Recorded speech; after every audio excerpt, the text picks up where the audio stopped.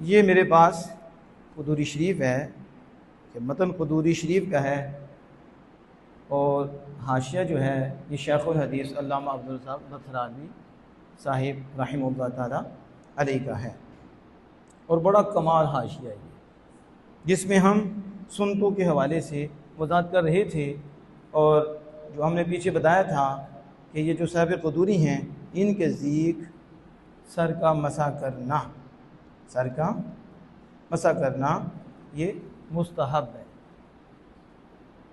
اور وہ کیا تھا وہ بھی بتا دیا کہ اس کا طریقہ یہ ہے، اور سنت یہ ہے کہ سر کو مسح کے ساتھ ڈانپا جائے جس طریقے سے بھی ہو۔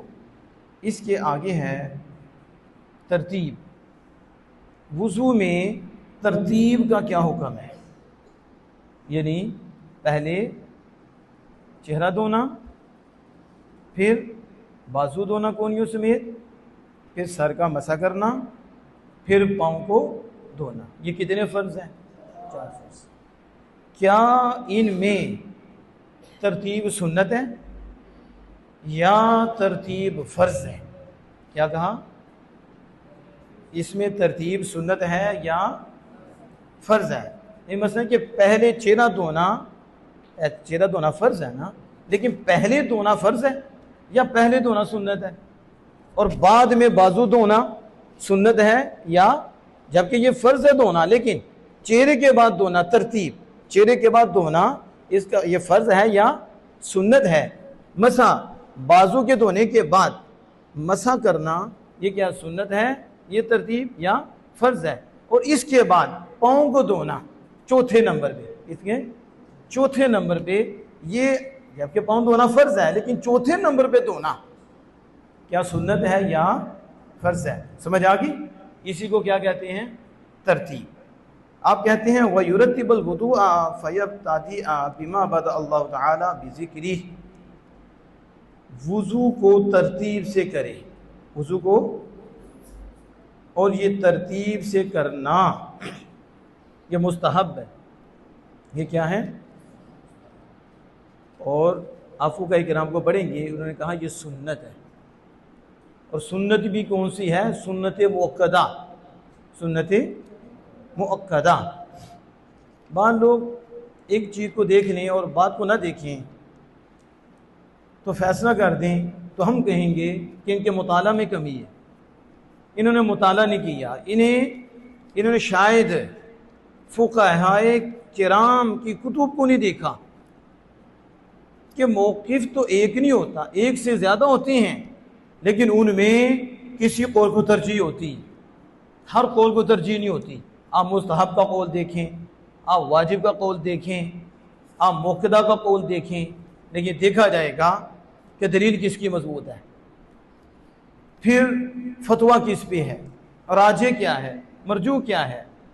اب صاحب قدوری نے مستحب کہا ہے تو اس کا یہ مطلب نہیں کہ یہ مستحب بھی ہے، بلکہ یہ سنت مؤکدہ ہے، وضو میں ترتیب۔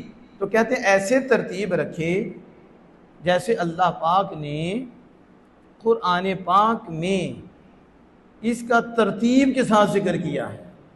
کیسے کیا؟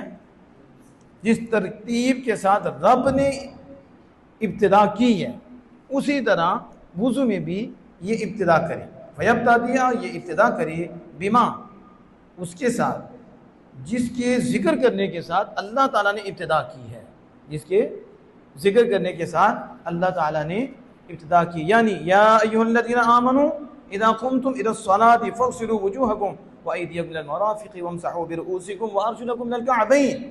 اللہ پاک نے قرآن پاک میں اس ترتیب سے ذکر کیا کہ پہلے فرمایا چہروں کو دھو، یہ ترتیب ہے، اس کے بعد فرمایا کہ آپ نے بازوؤں کو کونیوں سمیت دو، یہ اس کے بعد ہے دو، اور تیسرا ذکر کیا مسح کا، وامسحوا برؤوسکم وارجلکم الی الکعبین، اور چوتھا پاؤں کو ٹہنوں سمیت دو۔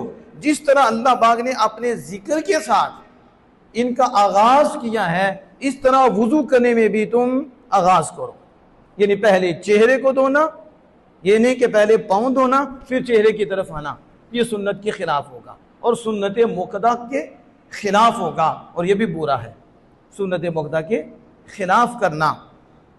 اب یہاں دیکھو کیا لکھتے ہیں، کہتے ہیں کہ وہ سنت عند صاحب الہدایہ، یہ میں نے پیچھے بتایا تھا کہ جو سر کو ڈانپنا ہے صاحب قدوری نے استحباب کا قول کیا ہے، لیکن صاحب ہدایہ نے سنت کا قول کیا ہے کہ یہ سنت ہے۔ اب اسی طرح انہوں نے یہاں استحباب کا ترتیب میں قول کیا ہے، لیکن کہتے کیا ہیں، الترتیب عندنا سنت مؤکدۃ، ترتیب ہمارے نزدیک سنت مؤکدہ ہے، علی الصحیح، اختلاف آئے کہ نہیں، صحیح قول پر وضو میں ترتیب سنت مؤکدہ ہے۔ بولو، وضو میں ترتیب سنت مؤکدہ ہے۔ وَيُسِیءُ بِتَرْکِهِ، تو جو اس سنت کو چھوڑتا ہے وہ پورا کرتا ہے۔